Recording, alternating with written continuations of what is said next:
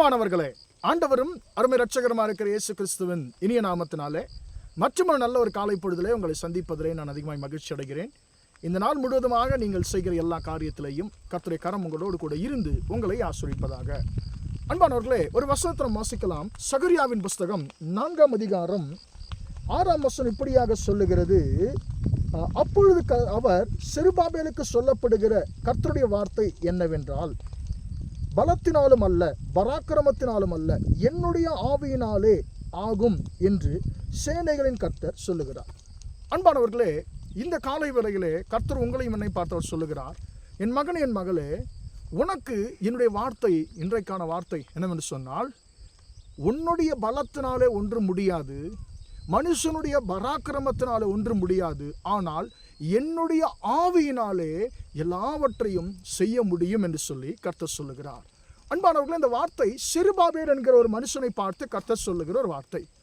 அன்பானவர்களே, செருபாபேல் என்று சொன்னால் என்ன? செரு என்று சொன்னால் விதை, பாபேல் என்று சொன்னால் நமக்கு தெரியும் பாபிலோன், பாபேல் எல்லாமே ஒன்றுதான். பாபிலோனின் விதை என்று சொல்லி அர்த்தம். அன்பானவர்களே, இந்த செருபாபேலுக்கு ஆண்டவர் என்ன வாக்குத்தத்தம் கொடுக்கிறான்னு சொன்னால், நேபுகாத் நேச்சார், பாபிலோனின் ராஜாவாகிய நேபுகாத் நேச்சார் இடித்து போட்டதான, சுட்டெரித்து போட்டதான எருசலேமின் தேவாலயத்தை நான் உன்னை கொண்டு மீண்டுமாக கட்டுவேன் என்று சொல்லி ஆண்டவர் சொல்லுகிறார். அன்பானவர்களே, ஆனால் செருபாபேலுடைய நிலை என்னவென்று சொன்னால், அவன் ஒரு அடிமையாக இருக்கிறான். பாபிலோன் தேசத்தில் பிறந்த ஒரு மனுஷனவன், அவன் அடிமையாக இருக்கிறான். அன்பானவர்களே, இஸ்ரவேல் ஜனங்கள் 70 வருஷம் பாபிலோன் தேசத்திலே அடிமைகளாக இருந்த காலத்தில், சிறைப்பட்டு போன காலத்திலே பாபிலோனிலே பிறந்ததான ஒரு இஸ்ரவேலர் தான் இந்த செருபாபேல். எனவே தான் அவனுடைய பேர் என்னவென்று சொன்னால் செருபாபேல், அதாவது பாபேலின் வித்து என்று சொல்லி அர்த்தம்.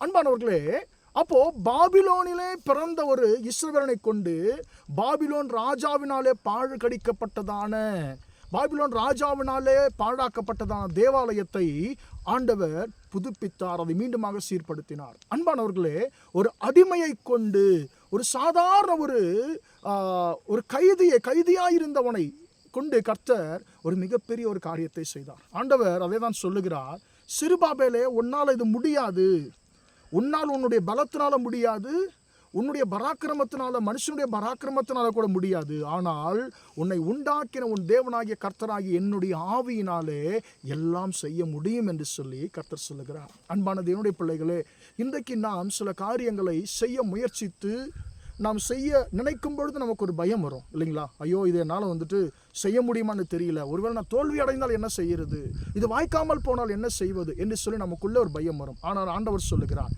என் மகனே, என் மகளே, உன் பலத்தினாலேயோ உன்னுடைய பராக்கிரமத்தினாலேயோ ஒன்றும் செய்ய முடியாது, ஆனால் என்னுடைய ஆவியினாலே நான் எல்லாவற்றையும் உன்னுடைய வாழ்க்கையிலே செய்ய முடியும். நீ விரும்புகிற காரியங்களை, நீ எதிர்பார்க்கிற காரியங்களை, அநேக நாட்களாய் உனக்கு கைகூடி வராமல் இருக்கிற காரியங்களை உன் வாழ்க்கையில் நான் உனக்கு செய்ய முடியும் என்று சொல்லி கர்த்தர் சொல்கிறார். அன்பானவர்களே, இத்தனை நாட்கள் உங்களுக்கு கைகூடி வராமல் இருக்கக்கூடிய காரியங்களை, நீங்கள் எதிர்பார்த்து நடக்காமல் நீங்கள் நம்பிக்கை இழந்து போயிருக்கிற காரியங்களை குறித்து கர்த்தர் சொல்லுகிறார், என்னுடைய ஆவியினாலே எல்லாம் ஆகும், என்னுடைய ஆவியினாலே எல்லாம் ஆகும். உனக்கு சொல்லுகிற கர்த்தருடைய வார்த்தை என்னது? என்னுடைய பிள்ளையே, கர்த்தருடைய ஆவியினாலே எல்லாம் உங்கள் வாழ்க்கையிலே செய்ய முடியும் என்று சொல்லி கர்த்தர் சொல்லுகிறார். செருபாபேலை குறித்து கர்த்தர் என்ன சொன்னாரோ அதை கர்த்தர் செய்து முடித்தார். அதே போல உங்களுடைய வாழ்க்கையிலையும் கர்த்தர் தம்முடைய வல்ல ஆவியினாலே எல்லாவற்றையும் செய்து முடிக்க அவர் வல்லவராக இருக்கிறார். ஜெபிப்போமா? இரக்கமுள்ள தகப்பனே, உம்மை நன்றியோடு துதிக்கிறோம், ஸ்தோத்திரிக்கிறோம். இம்மட்டுமாக இந்த வார்த்தைகளை கேட்ட உம்முடைய பிள்ளைகளை ஆசீர்வதியும் ஐயா.